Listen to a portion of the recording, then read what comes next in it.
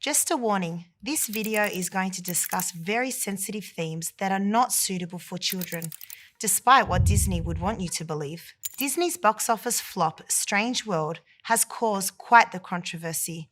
It is the latest flick amongst a string of LGBTQ-themed content geared towards children. The film features a teenage boy, Ethan, who finds himself in a loving homosexual relationship, a romance that is celebrated by his woke family and friends. Yes, a homosexual teen romance story in a children's film.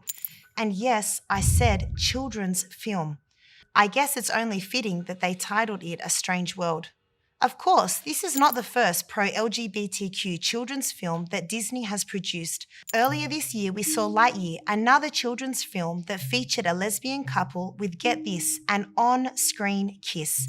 It's shocking that this is all pitched as children's content, yet given Disney's open agenda that has been explicitly made clear, we can only expect to see more. One of our execs stood up and said, we only have a handful of queer leads. But don't get me wrong, I'm not here to tell Disney to stop making LGBT content at all. Surely a loss of $100 million in theatres is enough of an indication that parents are clearly in no rush to feed their children with same-sex romance dramas. If Disney wants to continue producing such content, that's completely up to them.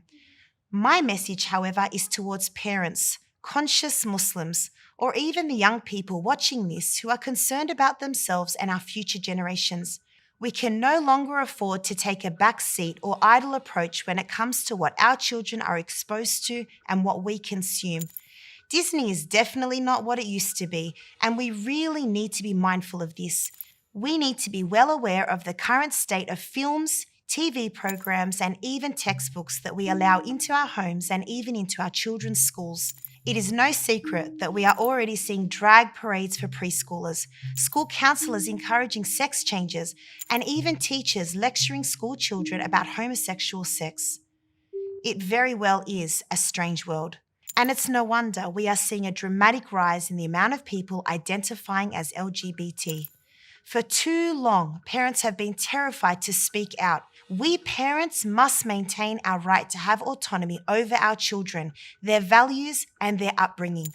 Recently, we saw Muslim parents take a strong vocal stance in a Dearborn school in Michigan, whereby pro-LGBT teachers were accused of exposing children to textbooks that are likened to animated pornography. Criticism of age-inappropriate content is not criticism of the LGBT community. It's completely ridiculous that we police those that groom children on the street, yet we are oblivious to those that do it on our screens and in our schools. Picture this. What if some random middle-aged man approaches your child in the playground and decides to chat with them about being pansexual? You would probably call the police. Why is there a difference when teachers groom our children with creepy content that is too perverted for adults to consume, let alone children in primary school? And as mentioned, this is a message not just to parents, but students themselves. Don't be afraid to take a stance. Recently, we witnessed UK's Wood Green Academy invite a gay man who identified as a Muslim to preach to the school's students. He ignorantly preached that the Quran had been misinterpreted and there was no issue with homosexuality in Islam. However, when courageous Muslim students pushed back against these false claims, they were met with their teachers screaming at them to shut up and somehow likening their views with the 9/11 terror attacks. Shut up and listen! Muslims smashed airplanes into buildings to kill thousands of people. Students should deserve the right to maintain their values and not be bullied into giving up who they are. Because if we don't speak up, it's just going to get worse. Balenciaga recently released an ad campaign with a child holding a sexualized bear and even images of pro-child pornography documents and a leash on a bed.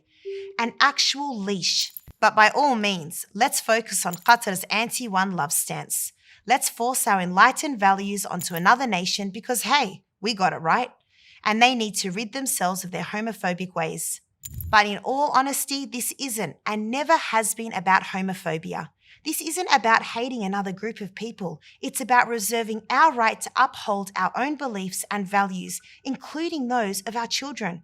We cannot sit by idly while someone else tries to change who we are and what our children believe in.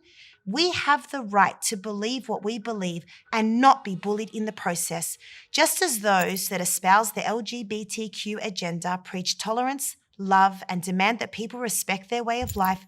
We ask that they do the same and respect us for who we are.